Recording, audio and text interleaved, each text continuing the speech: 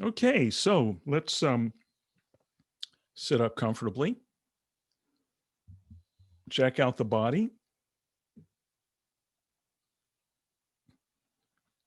You got to give a certain amount of attention to the body, just, to keep the warranty current. So, because, you're going to have this vehicle for a while, exactly for one lifetime. So you want to make it last. So check it out. See if your head wants to roll. Maybe your shoulders want to roll forward, roll backward. Maybe your trunk wants to twist one way and the other way.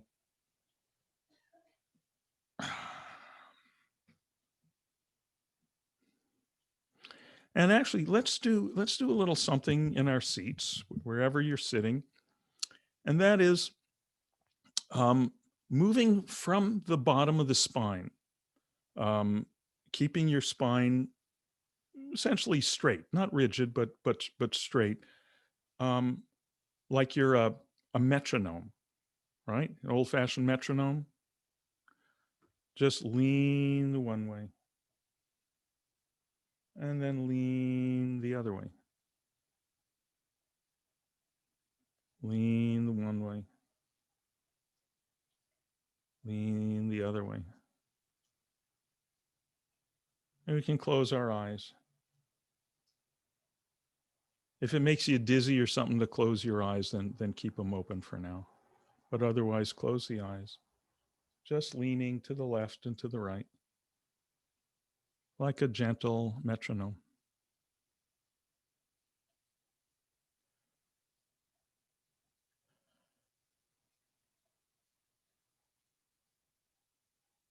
And now allow the arc of the metronome to get a little bit smaller, just a little bit, so the distance that it swings through is a little bit less than it was.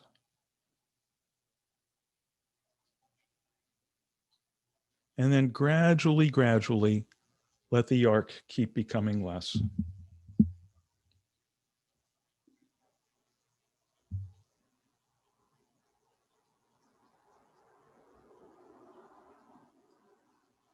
Very gradually, allowing the arc of the metronome to become smaller.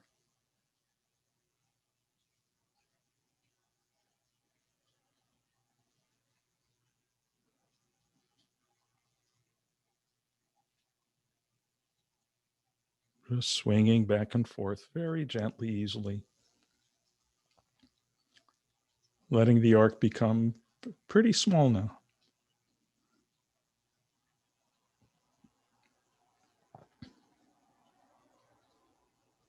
And let it keep getting smaller and smaller until it gets to where it's barely perceptible.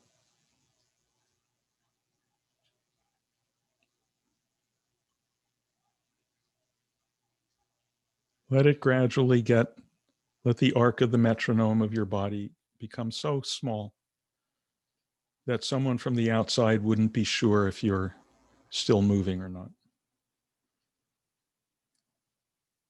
But you're still moving.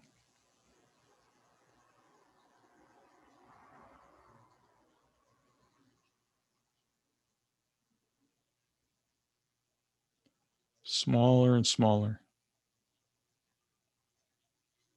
Let the arc become so small that you're not even sure if you're still moving or not.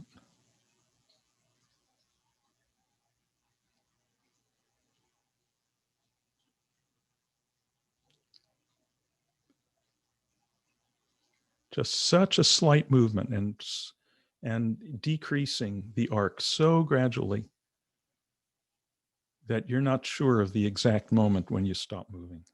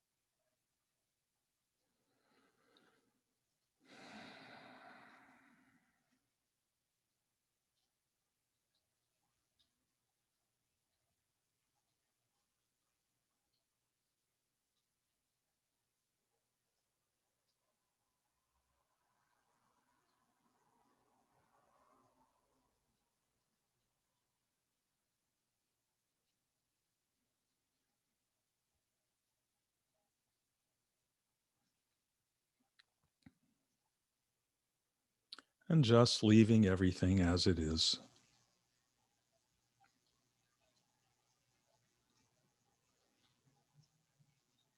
Just resting in this natural, regular, ordinary awareness, just as it presents itself.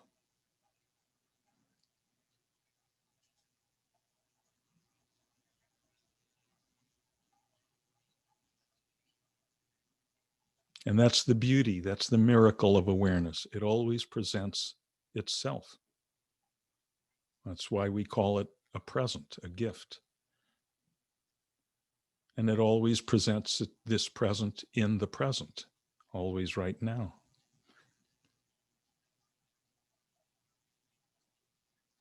So we're totally off the hook. Nothing for us to do but sit here and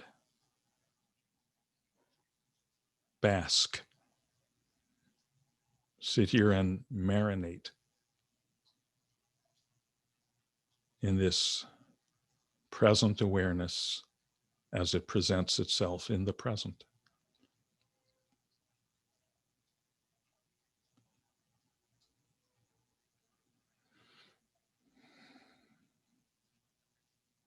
Just soaking in it, like soaking in a bathtub where the water's exactly your favorite temperature.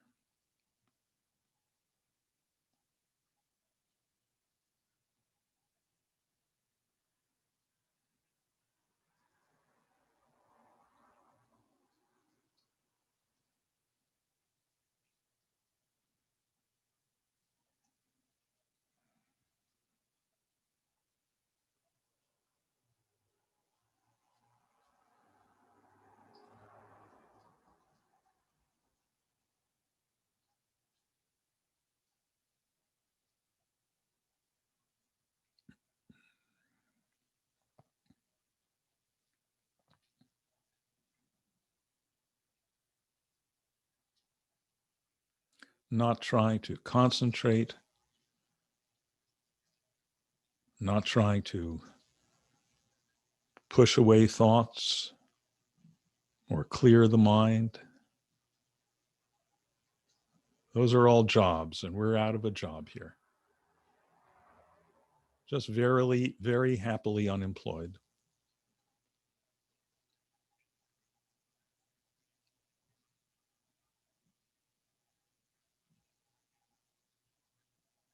And fortunately, present awareness is running the whole show without us.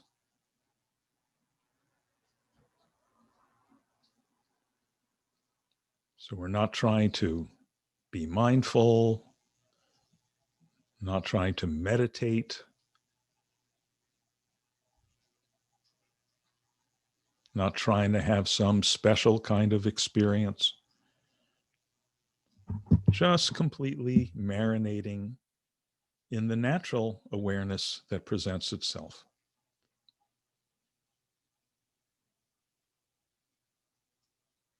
Letting each fresh present moment unfold by itself.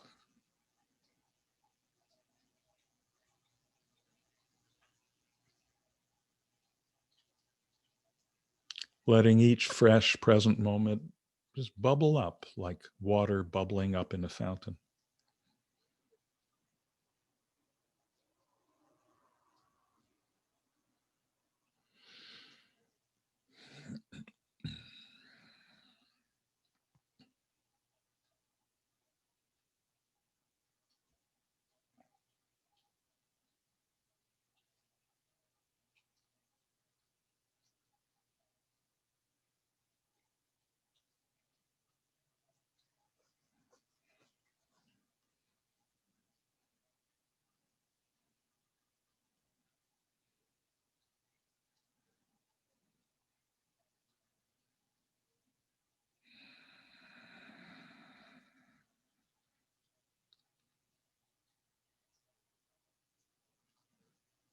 Nothing to remember,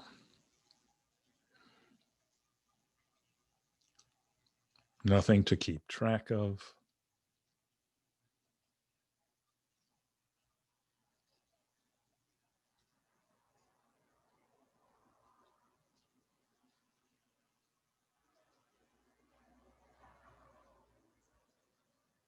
Nothing to nothing.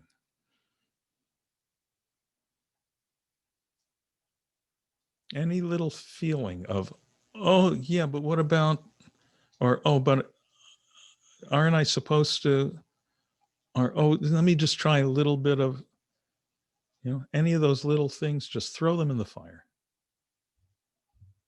Woohoo, yippee, Happy New Year. Just throw it all into the bonfire of freedom.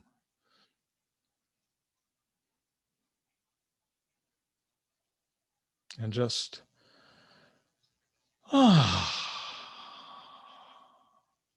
just sitting here in this clear, open space that remains when we throw everything into the fire.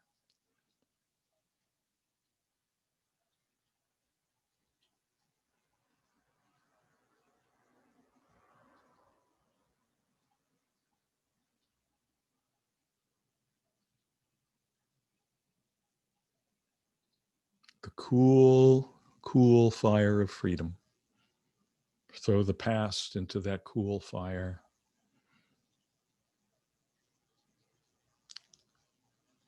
Throw the future into that fire.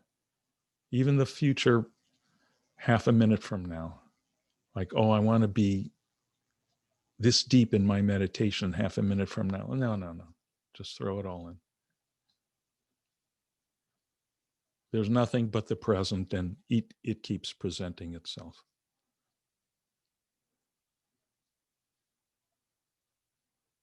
Fortunately, we're powerless. Fortunately, thank God, we are powerless.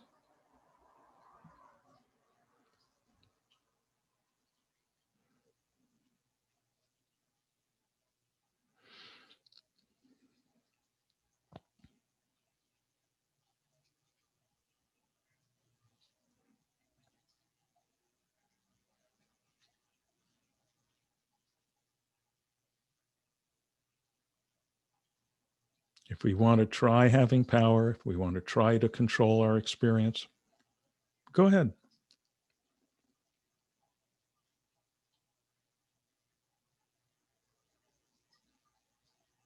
Keep trying till you get tired of banging your head against the bars. And then throw it all into the fire. It's a good experiment. See which way feels better.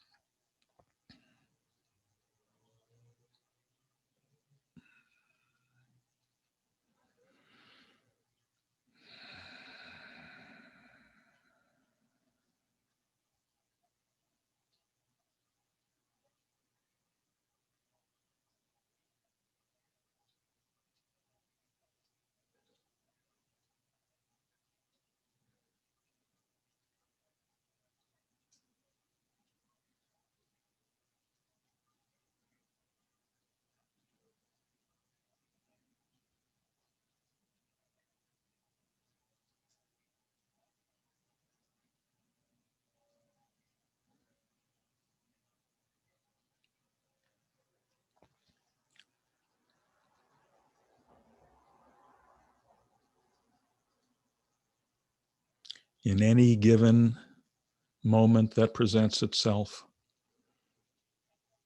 sounds may be there, sensations may be there, colors may be there, thoughts, feelings may be there. Fine. Whatever's there, just rest aware.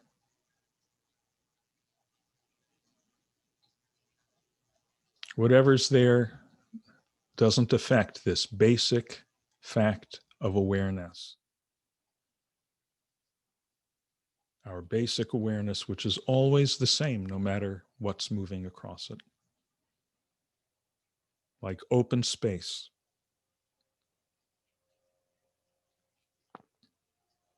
Awareness can never change because there's nothing to change. Like open space can't change. The stuff that's moving across it is always changing, out of our control.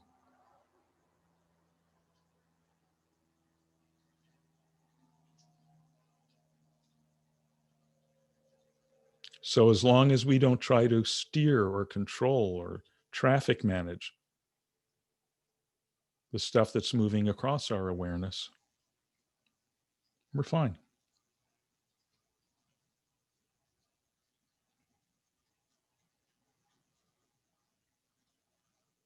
All that stuff is supposed to change. Thoughts and sounds, sensations are supposed to come and go.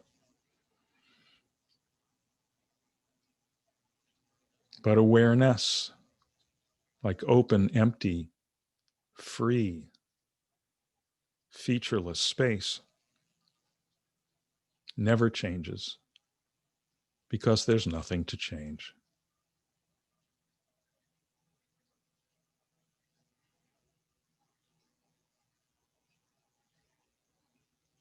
And we never have to look for it because it's always right here. Right here. Wherever we are in any moment. Right here.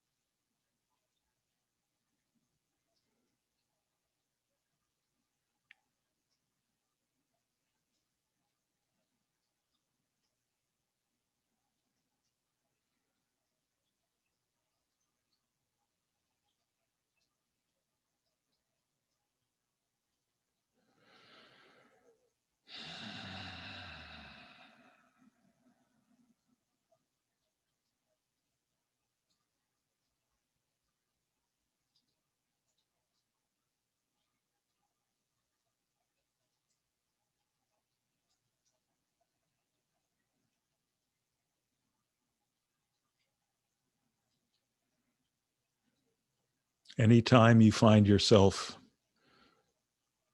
really engaging with some thought or feeling, caught up with it, wrestling with it, resisting it, holding on to it, obsessing with it, doesn't matter. Just relax your grip. That's all. Don't try to do anything else about it. There's really nothing else we can do, and nothing else we have to do.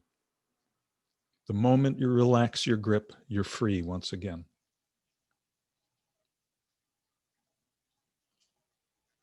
Really notice that. The moment you relax your grip, you're free.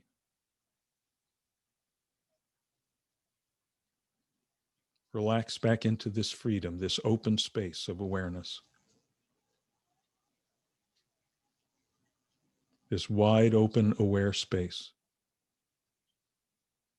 within which everything comes and goes blissfully beyond our control.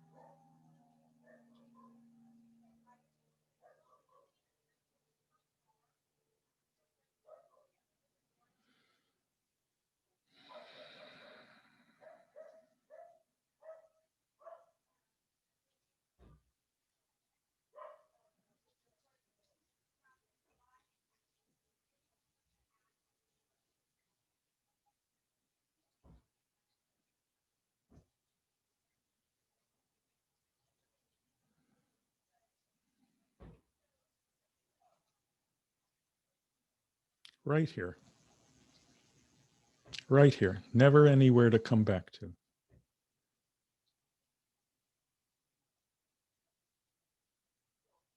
Nowhere to be but right here.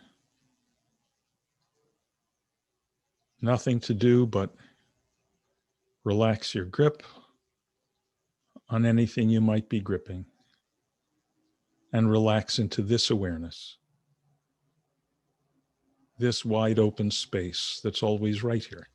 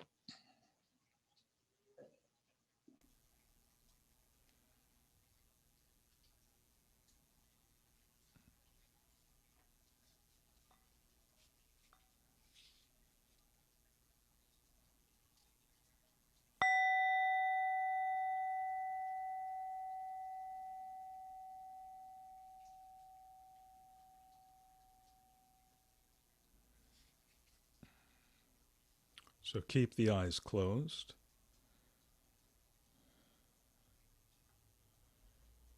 And take a few minutes to gently bring the body back to a more active state.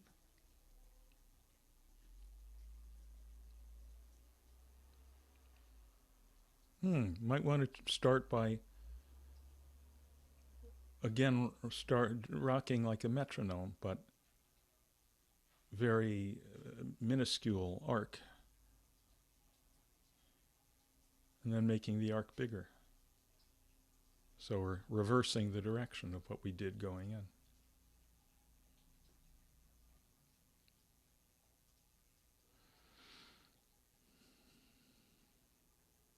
And you might want to do some of the stuff we did before that. Rolling your head, hunching your shoulders, twisting your trunk. Just get the body moving again a little.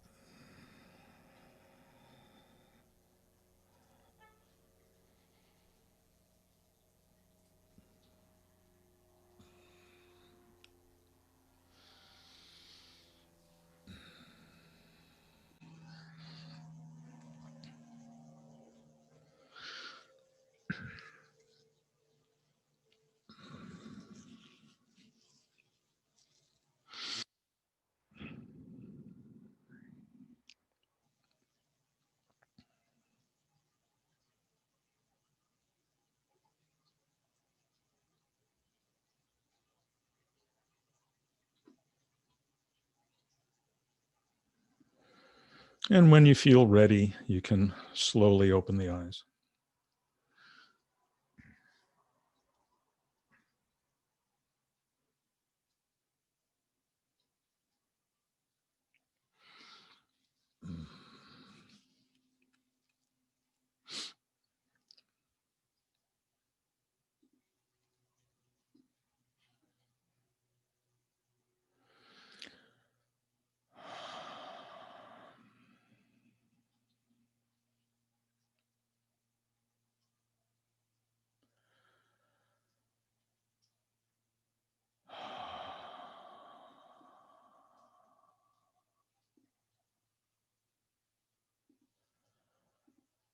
Okay, how are people doing? Everybody good? Any questions or comments?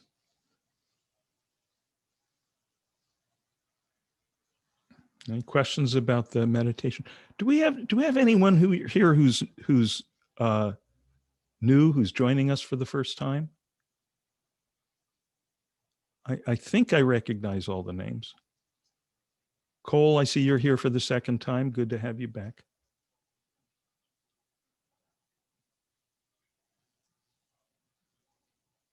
Good. Okay.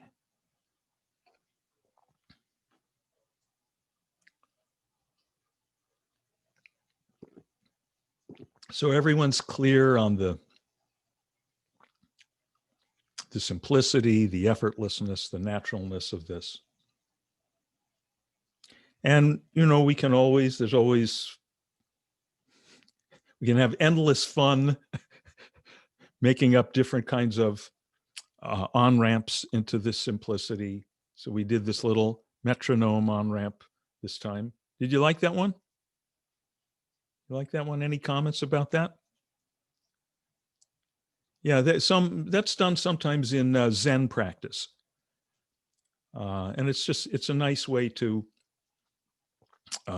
just kind of lead the attention into smaller, quieter, subtler levels.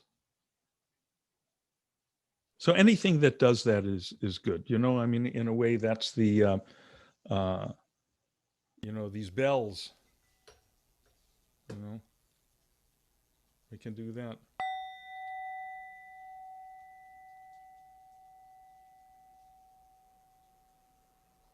Just following the bell as it fades into the silence. They do a lot of that, obviously, in the Eastern traditions. The Western tradition, one lovely thing they have is the steeple on the top of the church. When you approach the church, you see the bottom, the church, the main part of it is, very substantial. And then there's the steeple, the spire. And what does it do? It leads your vision upward. And as you go upward, it gets skinnier and skinnier, just like the sound of the bell, just like the motion of the metronome, until we get to the very top and boop, it's gone. And what are we left with? The boundless sky. So all this stuff works more or less the same way. There's little different variations on the theme.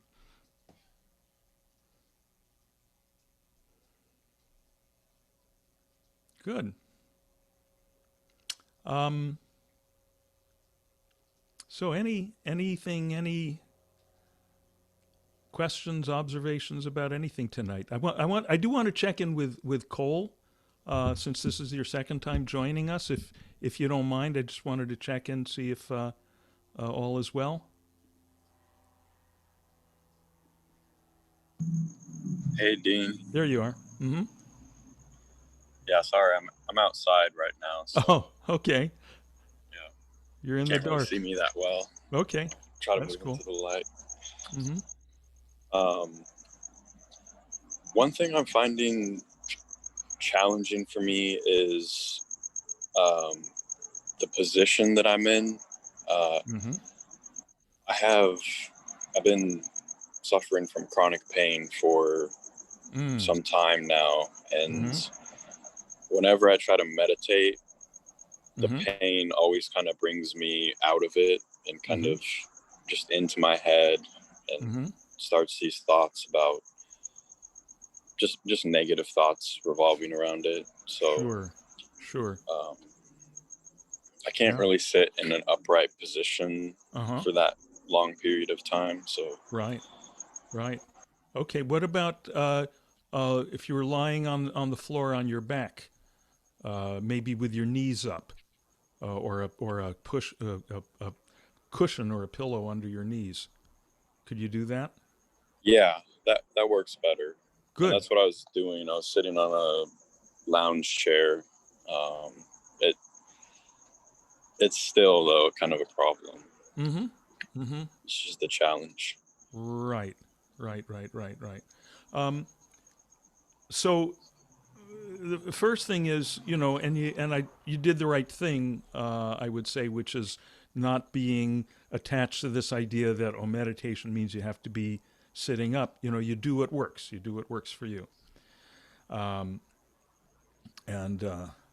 I could tell you about adventures I had, especially in my early days of the beginning days of my meditation practice, which overlapped the ending days of my hippie life, where I was literally hitchhiking around the country and riding freight trains, and I'm meditating on the back of a motorcycle going through the Sierra Madre Mountains. And, oh, okay. But I was so determined to meditate every day. Um, Actually, yeah, twice. I was meditating twice a day, morning and evening, and wound up in some interesting places. Lying down on one side on the lee rail of a sailboat on its way to Catalina. Um, One time, long story, but I wound up meditating in the unused ladies' room of a porn theater in San Francisco. Okay, that's wild. Yeah. Um, so, uh, so where the point is, wherever you are, you've got that appointment. Wherever you are, you got your appointment with the infinite, and you keep your appointment. Um, so, um, but yeah, you want to be as comfortable as possible, um, and so I'd say experiment around. With try, okay, maybe the lounge chair, maybe it's lying on the floor, maybe with this pillow under your knees, or maybe now a little smaller pillow or bigger pillow.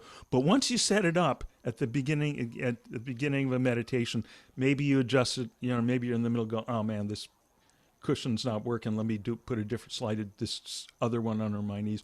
But pretty much set it up and forget it for that session.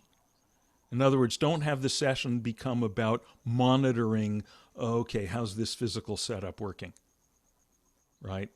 Set it like, I don't know if you remember no, you're too young for this, probably the infomercial for what was it, the Hollywood something, the rotisserie something, and the whole slogan was, set it and forget it.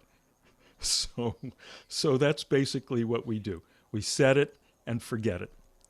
And I think you will find, because you're not the first person to deal with this, I think you will find that if you get yourself set up and just sinking into meditation, keep doing this on a regular basis, you're going to find that more and more you start settling into that place, and where stuff is still there, but everything that's there, the stuff is all up on the surface somewhere. I think we talked about this last time with you with reference to thoughts.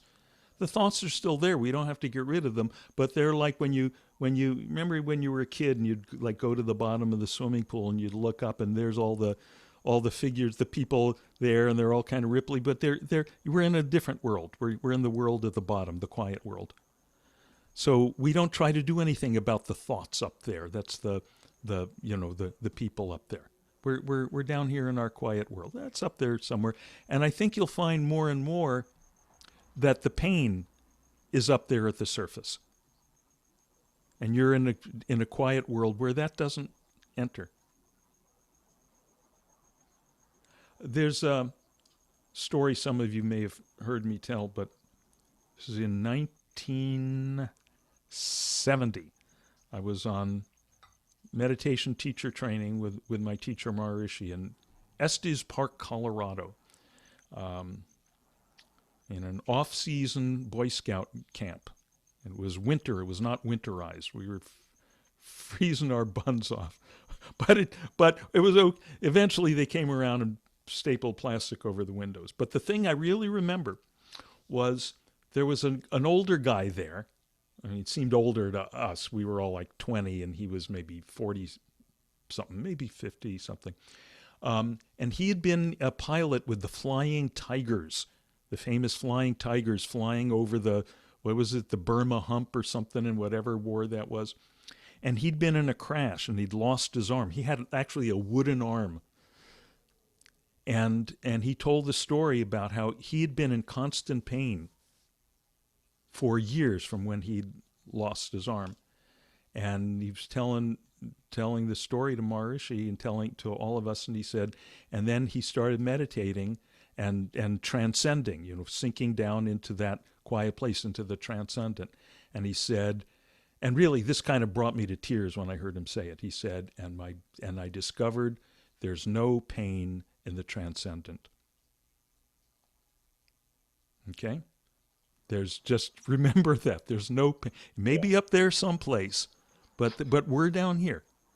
There's no pain in the trans, and that goes. I'm talking to everybody here. That goes for our physical pains. That goes for our emotional pain.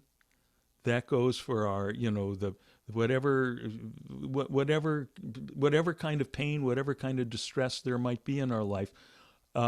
There's no place for it in the transcendent.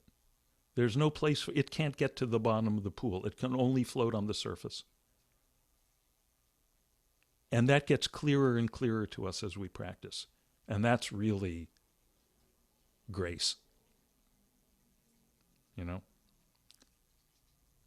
Okay, anything else, Cole, about your practice that we can be helpful with? One thing that was nice for this time was that I was lying on my back looking up at the sky and seeing what little stars there are and planets. And it was great because you always talk about this open space. And Right. I'm like looking at the open space. So yeah, beautiful. Yeah. No, that's beautiful. And in fact, there's these different metaphors for awareness, and we can only talk about it with metaphors because it's like nothing. So we can't really talk about it. We can only talk about things that are sort of kind of like it, that kind of suggest it, that are like a finger pointing at it, even if they're not it. But what my favorite pretty much happens to be the sky. And partly that's because I spent some years doing a Tibetan Buddhist practice, and they use that a lot. And in fact, they often do a practice that they call Namkai Naljor.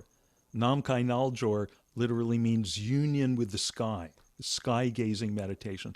And basically, it's what we're doing here. Only you don't close your eyes. Why bother?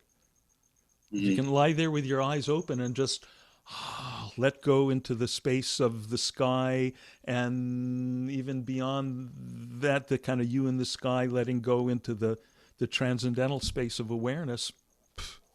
Great, perfect. So yeah, we can always do that. So great, you're right on track, my friend. Awesome. Well, thank you so much. You bet. You bet. Thank you for showing up. It's all it is. It's just about showing up. You just keep showing up, and everything gets smoother and quieter and easier. It can't help it. We have no choice. We have no choice. We just have to show up. There's a famous saying from an American Zen master, Richard Baker Roshi. He said, "Enlightenment is an accident. Meditation makes us accident prone." Right? So we just get ourselves into the into the middle of the road, and the Enlightenment Express is gonna is gonna run us over. Not all at once. It's a gradual, gentle running over. So we just keep showing, and showing up doesn't, it's always great to show up to these group practices, but the main thing is showing up to our individual practice. showing up every day, every day, every day, individual practice. And then you show up for the group. It's great because the group always loves to see you. The group loves seeing everyone in the group.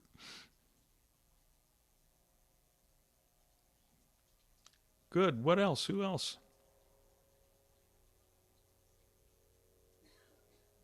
Yes, Laura.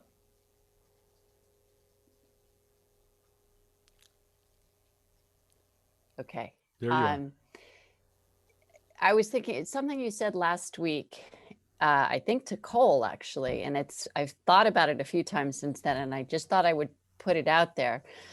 I haven't been meditating all that long, maybe 9 months probably since I first started, but I've been doing it pretty routinely. And a couple of weeks ago, it occurred, I started reading about meditating instead of meditating. And I thought, yeah, exactly.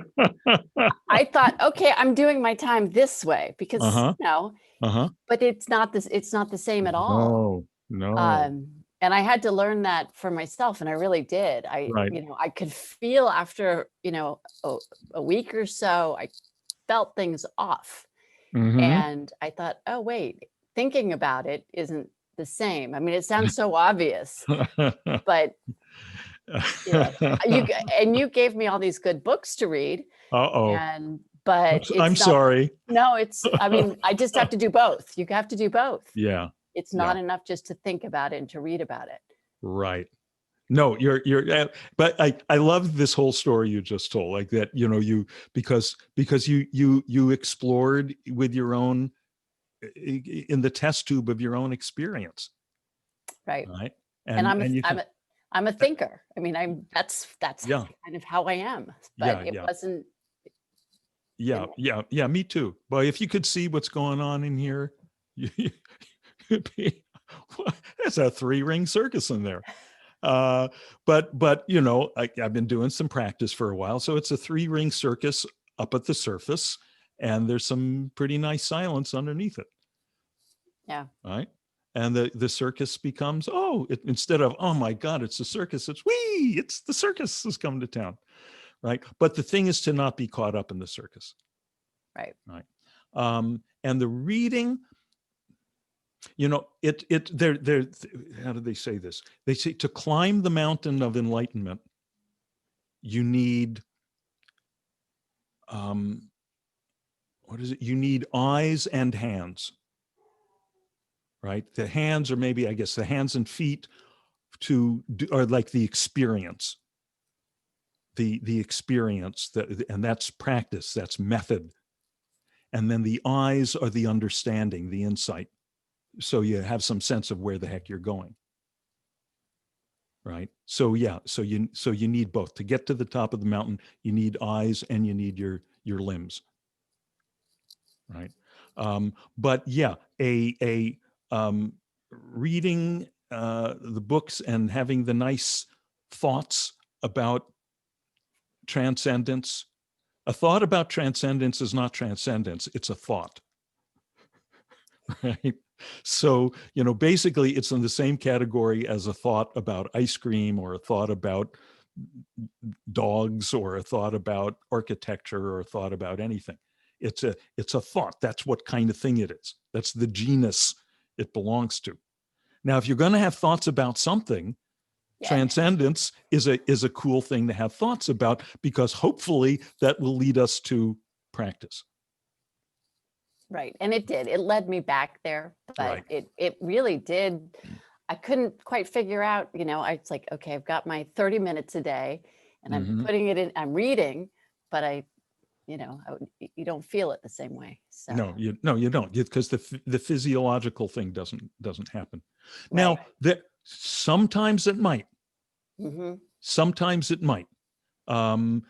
Sometimes we can, because those two things, the method, really what it is shamatha and vipassana, which we've talked about before, right? Shamatha is the settling down, and the vipassana is the insight, is seeing what's what, right? So the shamatha is like settling down from all the ripples and waves on the surface of the ocean into the silent depths of the ocean. And we feel that, as you say, exactly, physiologically, right?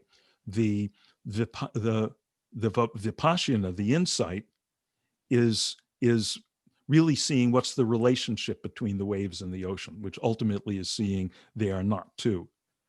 Even all those waves, all that circus is nothing but silence having fun, right? Silence showing up as the clowns and the elephants and all of that.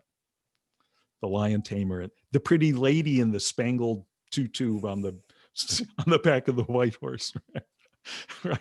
All that is just the silence. It's just awareness showing up as all this stuff. So ultimately we see that. Now, once in a while, and you may have experienced, and maybe a lot of people here may have experienced this. I know I have. I had a lot of this when I was younger, and often that's what gets us into this stuff, is you're reading some book, and it might be specifically a Dharma book, a Buddhist book, or something like that, or it might be you were reading, a book of philosophy or poetry or something, and you get the boing, Mm-hmm. Other people, I see a few people nodding their heads. You read this one line from this one poem, you read this one line from the Bible, you hear a line from a song. The first really clear, dramatic satori or transcendence experience that I had was when I was 12 years old, and I picked up a Mad magazine, and there was Alfred E. Newman with his idiot face, and there was his slogan, "What, me worry?" And I like saw all this worrying, all this churning that my mind had been doing, and realizing that I'd been doing it. It doesn't just happen. I'd been doing it, and that meant I could stop. And I stopped, and it was like, it's like the top of my head opened up, and I was just floating in total bliss for the whole rest of the day and the night. Pretty cool when you're 12 years old. Yeah.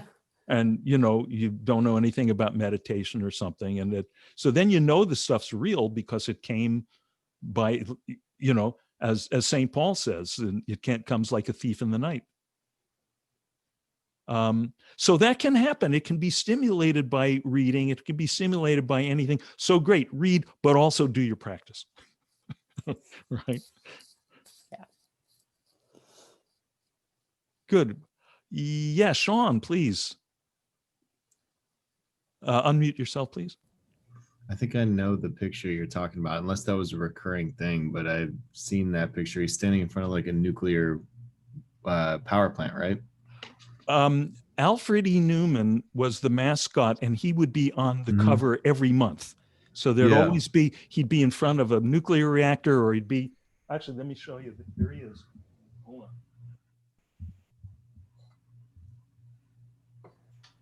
My brother loved that magazine forever. Yeah. Okay. Are you all seeing this? Yeah. There he is. Right. Actually, a meditation student of mine who heard that story gave me this pin. Right. There he is. What? Me worry? So yeah, that was his slogan. Yeah. For the real mad, so that was Mad Magazine. For the real aficionados, the real mad aficionados, here's the bonus question for extra points. What was Alfred E. Newman's girlfriend's name? I don't know. He had a girlfriend that looked just like him, only with longer hair. Her name was Moxie Kausnovsky. Well, yeah, that was my next guess. Yeah.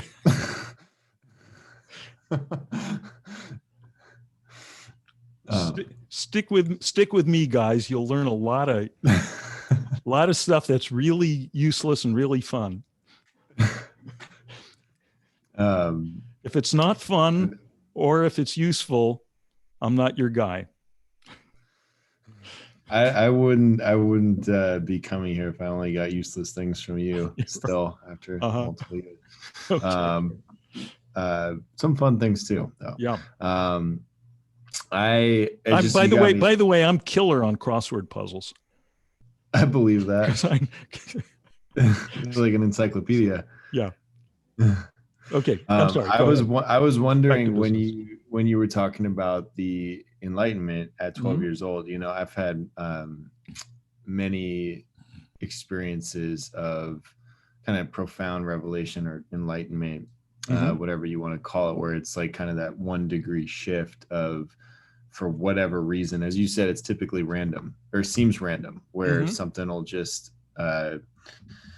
the wind blows through the window a certain way, or someone says something and I go, oh, I've just been looking at this the wrong way. Right. You know,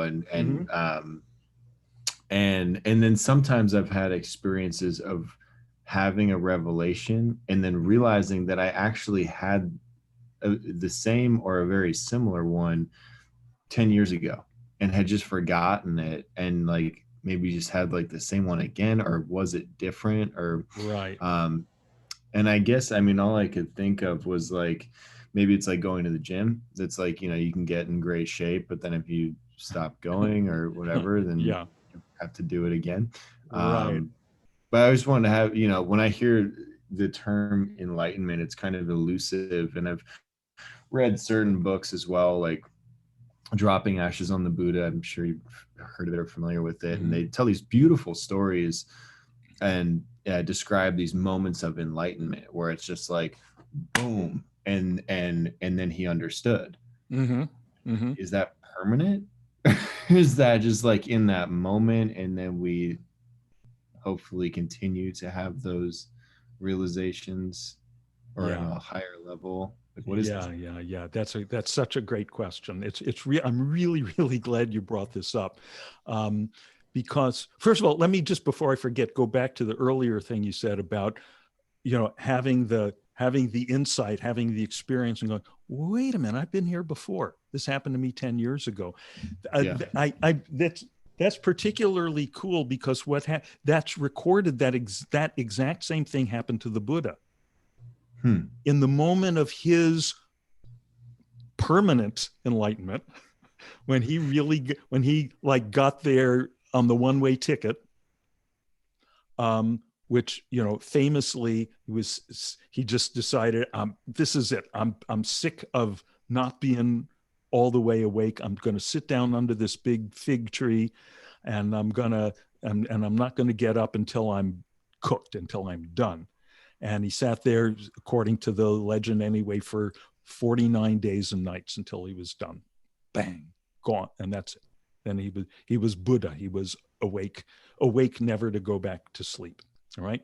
But during the course of that, just as he was like getting into that 49th day and waking up and going, oh, wow. Oh, this, so simple, so boundless. How did I miss it? Was here all along.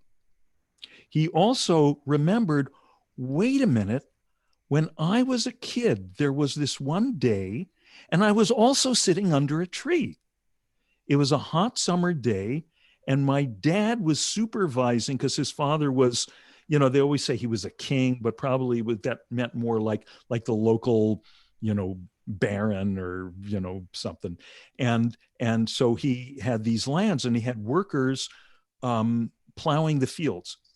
And young Shakyamuni, the future, you know, Buddha to be, just sat down under this, wasn't a fig tree, it was a rose apple tree, to sit in the shade and just watching the plows going back and forth over the fields, kind of like we were rocking our bodies back and forth at the beginning. And just somehow, you know, the hot summer day, just being completely lazy, just having a little something to hold his attention, watching the plows go back and forth. Just like you say, there was that 1 degree shift, and there it was, just, oh yeah. But then he forgot about it. And I think that happens to some degree to a lot of people, especially in childhood. But then we forget about, there's so much more to pay attention to. We go to school, and, you know, you're lining up and you know, learning your ABCs, and then you're learning, you know, trigonometry or whatever you're learning, and then you go into puberty and you get, totally fascinated by the whole sexual stuff, and, and then life, and all these people kept asking me what I was going to be when I grew up, and now I'm grown up, and what the hell am I? There's all that, and all that stuff, all those moving objects, shiny objects, capture our attention, and we forget about this subtle thing because it's so simple, so silent in the background behind that. And we get caught up in looking for fulfillment and looking for okayness and looking for just being at home. And we've known it. We've experienced being at home. So we have to come back around again. Right? Now, we come back around again. And yeah, there is such a thing as eventually getting to where, okay, that's it. You've bought the one-way ticket. You're nothing can shake you from that. Now, I don't know how many people are walking around in that state at the moment, right? I know I got to keep going to the gym, right? But I've been doing this for a while, and it used to be much more contrast. I mentioned this, I think it was in one of the sessions last week. I forget if it was Tuesday or Thursday. For most people, when we first start doing the practice, the contrast is very noticeable. When it's the contrast between not meditating and then you sit down to meditate, and it's like falling backwards off the cliff. It's just, such a relief. And sometimes with great clarity, in other sessions, less clarity, just seems more choppy, and that's fine. We've talked about that many times. But in general, there's a lot of contrast. And that's kind of exciting and kind of helps keep us going and keeps us interested in it, and that's great. Later on, as kind of more mature states of the practice, it really becomes more about there being not so much contrast. You sit down to meditate, and it's not that much different from when you're walking around, right? And sometimes that can be confusing to people when that change starts to happen, because they think, oh, gee, was I meditating right before and I'm meditating wrong, quote unquote, now? The contrast used to be so much more flashy. But no, it's because you're meditating right and meditating regularly. More and more, you're walking around in the transcendent. So it's not such a dramatic plunge to fall into the transcendent when you close your eyes. It's like when you first get in the airplane, the plane's taking off, you feel the G-force pushing you back into the seat. When you're in the middle of the flight, you don't feel that G-force, but you're going faster. So it's more, and actually it's very much like often in relationships. When you're first in a new relationship, and it's so exciting and magical and all that, and then you're together for a while, and sometimes there's the feeling of, oh gee, is the magic gone now? Right?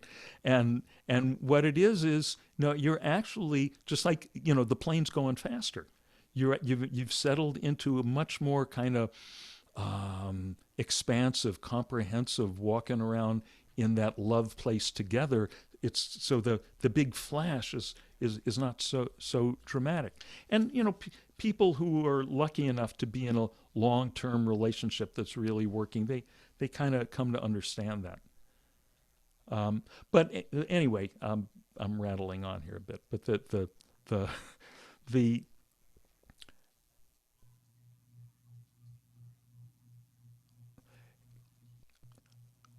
the stories you're talking about, and the punchline is always, and he was enlightened, right? Yeah. And he achieved satori, right? And that for a long time, I read those stories, and I assumed that meant that's it. He had the one big whack on the head, and that was it. Then he never. Yeah, sometimes it's literally a whack on the head. Like the teacher will strike the student, and then the student smiles and bows, and it's like, Thank you. Right. Thank you. Just good to go. Right. Right. I'm like, yeah, somebody slap me. Yeah. Right. Yeah. Like, Yeah. come Yeah. on. Yeah. Yeah. That sounds easier. Yeah. Yeah. I've been slapped. No, I've been slapped a number of times in a number of ways. You know, I talk about my old teacher Maharishi and all the wise things he said. I don't tell you about the time he shouted at me and told me I would, in a big room, a whole big auditorium full of people, shouted at me and told me how stupid I was. Oh boy. And he was right. I was. It was great. Well, I didn't think so at the time. I thought the whole universe had fallen in on me. Yeah. But you know, I mean, that the teacher's job is give you the part of the job description is give you the whack when you need it. But yeah, there are situations where, you know, and there's this beautiful Zen stories, and sounds like you've been reading some of these.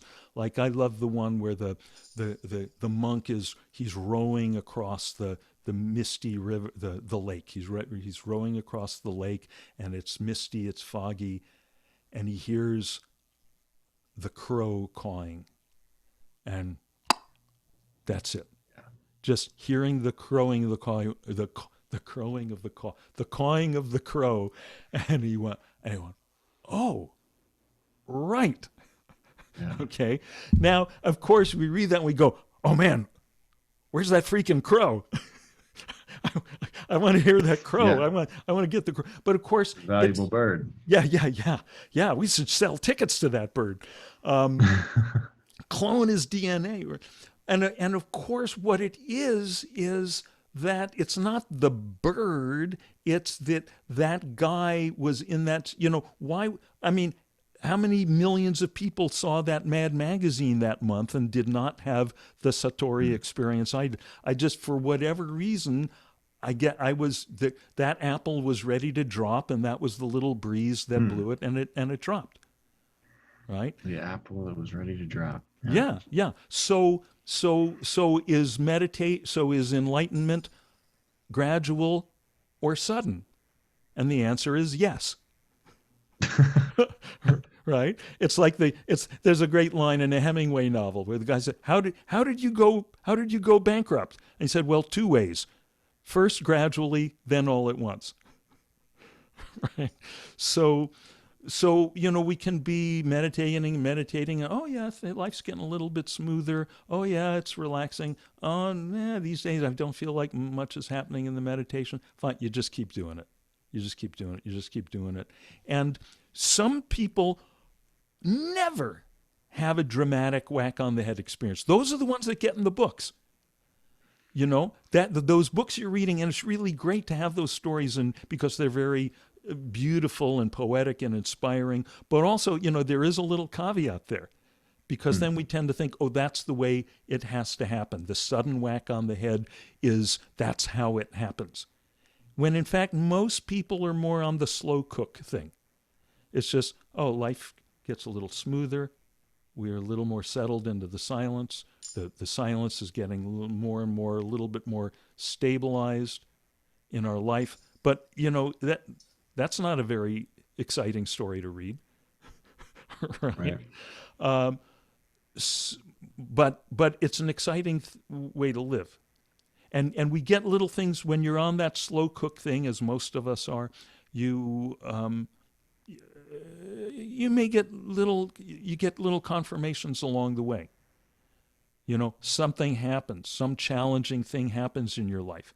You have what is objectively a rough day, right? Objectively, this thing comes up in your work or your relationship or your health or whatever it is, and you deal with it, and you know, you're not thinking about Satori or you know, you're just busy dealing with the thing. And then maybe at the end of the day you go, you know, at the end of the day you're putting on your jammies or brushing your teeth, whatever, and you go, hey, you know, I handled that really well. It was very great. It was really kind of like water off of my back. 6 months ago, if that same thing had happened, I would have been much more caught up in it. Right? We get these things, you know, it's like, because real growth is generally, it's gradual, it's incremental. You don't see the kid growing from day to day, but then one day you put his old sweater on him and the sleeve is up to here. So these things, when we have a challenging day, and sometimes it doesn't have to be some horrible, bad, challenging thing. It can be, oh, there's this new whatever business opportunity, or you're on this date with this new person you're really interested in, and afterward, you might say, "Gee, I was really interested in this person, but I didn't get all flustered and stupid the way." The way I would have a year ago. I was just able to stay relaxed about it, and the more relaxed about it I was, the more she relaxed, and we both, were just having a good time and laughing together, and that's how we live our life. That stuff. Right. That making sense? Are you hearing that? Yeah, totally. Yeah. Good. Can I just share also? Yes, please. I had a spiritual teacher once who also mentioned that there are kind of these markers that when we do have an opening and those kind of moments of realization, that it never really goes away.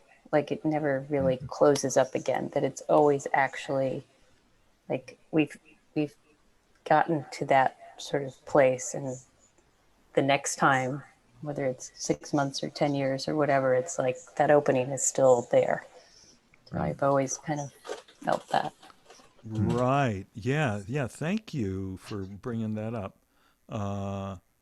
Yeah, it's true. And not only then the next time that there's the feeling of, oh, here's this opening, and oh yeah, like the last time, but, and I think you're actually saying this, everything, all the kind of normal day-to-day life in between, more and more, we're living it in that open space that's been opened up by that feeling, that moment of opening. We're living in that space day to day, and it just, even if the muscles that we thought we built up at the gym are getting a little softer, there's still something there. yes, there's still something there. Yeah. Dean? Yes. I have a thought on this, about how the powers of meditation kind of creep in. Yeah. In my life, I've been meditating a long time, and it's like 5 steps forward and then 2 steps back, or I get some epiphany, wow, gee, and then whoops, something catches me, and so on, all the way up to yesterday. So yesterday, I go to move my car to the other side of the street for street washing to find that it got stolen. Oh, wait a moment, what? All of a sudden there's a big shock. I told my ex-wife, and she was all alarmed, like, oh my God, gee, the neighborhood, the pandemic, da, da, da. However, inside, it's very irritating to lose a car like that. But in a way, okay, so what else is new? There's always something, is how I was saying it to myself. Yeah. If it's not this, it's I have a stomach ache. And it's not that, Trump says something. It's always something. Yeah. And so it was kind of a record for myself. Oh, wow, look at it, just kind of sailing through, like a cork in the rapids. And so it wasn't even like a problem. I mean, I still have to do with now. I have to call the cops and all this stuff. And then the pandemic with the cops, so you can't even talk to them. I can't even officially report it now because of the pandemic. And you have to go through the protocol. Right. Oh, in the old days, it would have just drove me nuts. Like, God, that, the government, et cetera, et cetera. Now it's like, oh, okay. It's just another one of those little rough textures in life. Yeah. It's not even a problem. It's just, more energy that I have to deal with, so to speak. Yeah, you have to do it, and you bitch and moan about it. I mean, I know I do. I bitch and moan about this stuff, but it just doesn't penetrate as deeply as it used to. And I know, Fuding, I know you've heard this from your teachers before. It's the classic metaphor that, before we do all this meditation practice, when this stuff happens, it's like the line is being carved into the rock. And then the more we practice, the line continues to be carved, but it's more and more, it's like the line is being carved in the water. I like that. Yeah. I mean, I noticed one time, like Linda and I were doing this kind of practice, and all of a sudden one day I said, "Wow, Linda, do you realize we haven't even argued? I don't even know how many years. You know, Right. about 3 or 4 years had gone by, and it kind of crept up on us." Right. Right. Yeah. There it is. That's how it happens. The stuff creeps up on you. And sometimes it's the other person. The other person, well, in your case, you noticed it and she had not. And sometimes it'll be she'll notice it and you won't. Sometimes you're the last person to know how much your life has changed because you're in the middle of it. You know, Yeah. you're in that fishbowl, you're in that water, and other people looking from the outside go, "Hey, that water looks a lot clearer." Yeah. And people sometimes make comments, like I remember, doing this practice, and one of the cohorts practicing, and he said, "Gee, you've changed." I said, "What?" And he says, Mhm. "God, you used to be so serious, now you love it." Yeah. Again, it kind of creeps up on you. Yeah. Yeah. And then one more thing, going back to like early childhood, like doing Hmm. shamanic counseling, a lot of people I found, at early ages, young childhood, pre-puberty for sure, would Hmm. have these very high samadhis and enlightened transcendent experiences, or they'd be able to be very active in their dreams or something. Okay, and then it goes away. And then they have their, just like you were saying, the family, the kids, the schooling, all that kind of stuff. And then now they're in their 40s and 50s maybe, and they come back to all that. And it's Hmm. almost like spirit has said, "Okay, I'm going to give you a taste of this high level of experience. Hmm. Got it? You got it. Okay. Now I'm going to take it away. Now you live your life. And when you pick up on this, you will be a much more matured person with a full-bodied experience of how to accommodate this transcendent experience." And Yeah. then boom, we're at it, Yeah. and it just kind of clicks. Yeah. Yeah. Yeah. Yeah. It's so lovely. you know, it just uh and it's so lovely that we're not the first people to have to try to figure out how this thing works. That there's so many people that have you know tread this path for so many centuries that that this stuff is known. It's known generally. Yeah, this is the way it works, and sometimes it's a little more up to the right, and sometimes a little more off to the left. And some people it's going to be a little more salt, and some people it's going to be a little more pepper. And but we've got a sense of the parameters of it, and we have that sense only because of the ones who've gone before us. And they were having conversations just like we're having right now. They're going, "Oh, yeah, what about, oh, is it sudden? Is it gradual? Is it that child? What, uh, and, uh, and, the, and, oh, yeah, but remember those people? Let's go back. Look at this thing that was, these records that they wrote on the banana leaves, right? Literally, in India in the old days, they wrote this stuff on banana leaves, and or a lot of the stuff wasn't written down at all. They had clans. They had different like family groups that had the assignment of memorizing, the stuff that had been recorded and that had been the texts that basically explain, oh, this is how it happens. This is how consciousness unfolds. It was like written as poetry. And they'd have these different family groups that would memorize it and recite it. Some of this stuff was never written down till the Europeans came in the 18th century, Wow. right? So, but one way or another, it's handed down, handed down. There's some kind of tradition. And just the fact that there are some kind of footprints there for us to follow, and not slavishly follow, because it's never been 2020 before.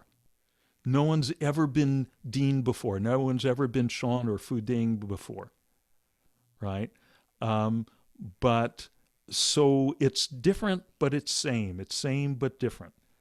And so getting a sense of to what degree do we rely on the tradition? To what degree do we have to look at this thing afresh? so it calls for some alertness. You want to put on your thinking cap and put on your stop thinking cap, and just like bring your game, bring your A game. Yeah, I figured like, people right here, let's say in this session, Mm-hmm. like many of you I know probably had real epiphanies. There's a moment where just the insight was just clear, it, it's like falling in love with your pet or something, there's no denying. Mm-hmm. Anyway, if you wrote that down, that's essentially scripture. Sure. Yeah. Right? Some cognized information beyond the thinking mind, some intuitive linkage to the wisdom of the universe, and you were able to put it down. Oh, congratulations, you are actually writing scripture. Yeah. Yeah. Yeah. And to put it the other way, just looking exactly the same thing you just said, looking at it from the other end, all the scriptures are just, every scripture is, I don't want to say just because it's the most important thing in the world. Every scripture, someone had the experience. And then if they don't have that experience, it wouldn't be able to be called the scripture. Right. The information is coming beyond the thinking mind. Right. Intuitively, right. But then the fact that you write it down, that's always a double-edged sword. That's a real challenge for the artist. Yes. You mentioned it before. We have to talk in metaphors. We have to talk in mytho-poetic language, because everything we're talking about is beyond the normal, logical, reasonable world that we're in. Right. And yet that's like love. Okay, right. Just anything you say about it is symbolic, right? There's no way to really capture. It's like trying to put a box of perfume in a wooden box or something. It's just going to go away, Right. So by the way, those of you who don't know, I have to tell you, Fu Ding is an incredible artist. And Fu Ding, you have some of your artwork is up on your website these days? Oh yeah, check it out. Yeah. What's your website? FuDingCheng.com. Cheng is Cheng. So it's FuDingCheng.com. FuDingCheng.com. Yes. This man's art is he's been blowing my mind with his art since we were in high school. And it's just truly visionary stuff. And there's a lot of stuff. There's a lot of people do try to capture that transcendental thing, that thing that can't be captured in art and in music and in movies. I mean, Yatha and I, because we're movie nuts, we have this conversation all the time. It's really hard to make a movie about this without it being cheesy. And a lot of art, a lot of music, a lot of writing that tries to express it. Unless you have to really be rooted in the experience, and then B, really have your skills in whatever your art is. Actually, this is what I wrote about in the newsletter this week, about our wonderful friend, teacher, Jai Uttal. And if you didn't follow the links there. Go check out his music, because it's so beautiful. And yeah, it's just, his music is like the silence talking to you. And check out, and I'm in the middle of writing a new book right now, and this is my challenge every day.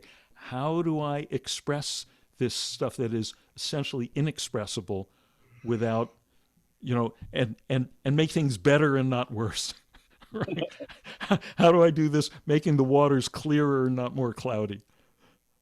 Yeah, one time I had this real transcendent experience. It was profound. And then I was on the edge of the ocean of infinity, so to speak. If I took one more step, I would transcend, like I do every time, by the way, with your meditations here. Mm-hmm. Every time, I'm just completely transcend. So anyway, there's real power in our group here. Yeah. Anyway, so I was the artist part of me was trying to say, okay, this transcendent experience, this is the very stuff I want to record, even a word as a little thread that I can ravel in, and that was my thinking. Okay, right. So I did it, and I got the first word. It was two, T-O, and whole meaning of it. Oh, two is Yeah, action. That means that's it. I just got the full dimension of that word. Okay, and then there was another word, be. Oh, I get it. Existence. Yes, conscious and Whoa. existence. Yes, wow. Anyways, so it went on like that, and it went on a long time. Yeah. Uh, so then finally I got out What? of it. I was in blissed out for a little while. Right. And then finally, those words, what are those words? The artist part of me wanted to have a little clue. And so the 4 syllables I got was this, be to God glory. Okay, so then I read it out. Oh, glory be to God? Uh-huh. Or be glory to God. I mean, any way you put it was profound. Right. Okay, but then when I tried to tell somebody about it, it sounds like the biggest cliche in the universe. Like, Yes. glory be to God. They use that to sell cigarettes, you know? And then I realized that's the challenge for the artist. Right. To be able to, Right. without losing fidelity to your experience, but somehow put it across to, our mundane world without losing the power. Yeah. One of the things that we keep, those of us who try to express this stuff in our various artistic mediums, you keep discovering over and over, is when you're really socked in there, whatever word or image happens to appear, because it's resonating in the infinite, you're going to go, whoa, that's it. Cucumber, right? Whoa, how did I not see that? Cucumber, my God. And then you run out and you're running through the streets. You grab people by the lapel. This is in the old days. This is when people would take acid and get there in 45 minutes without any maturity. Grabbing people, hey, listen, man, cucumber. And you go, what?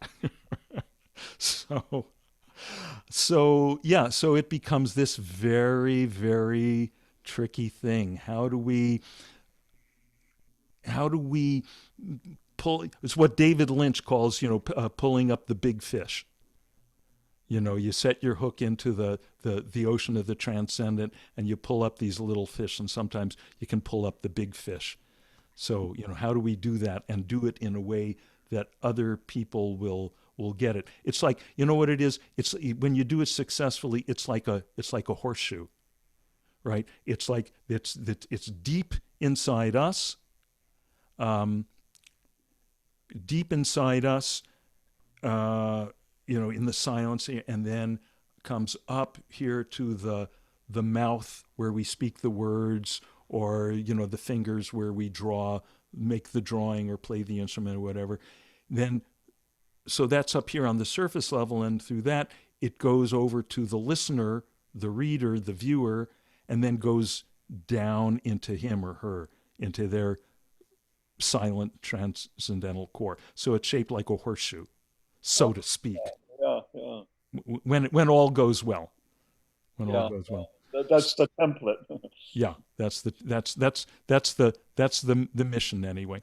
So listen, guys, we've gone over time here, and I always like to let people like to end class on time.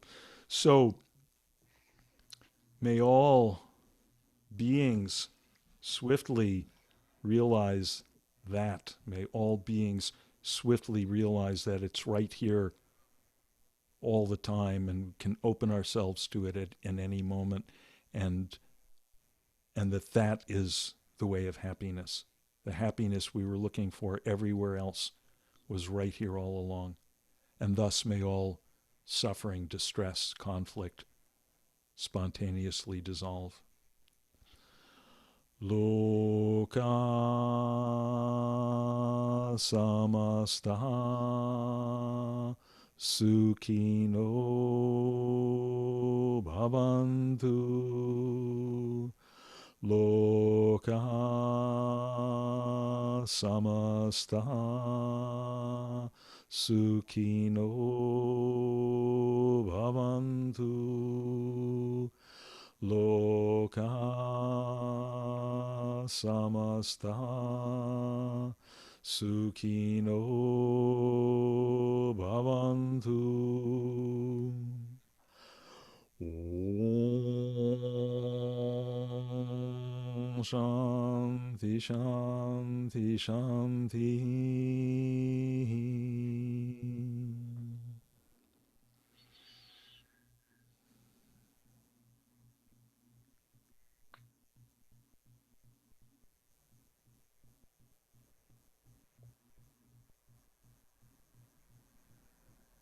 Thank you, everyone. Thank you, Dean. You, Dean. See ya.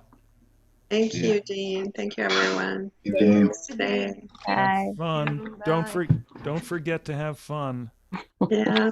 Don't forget to enjoy being.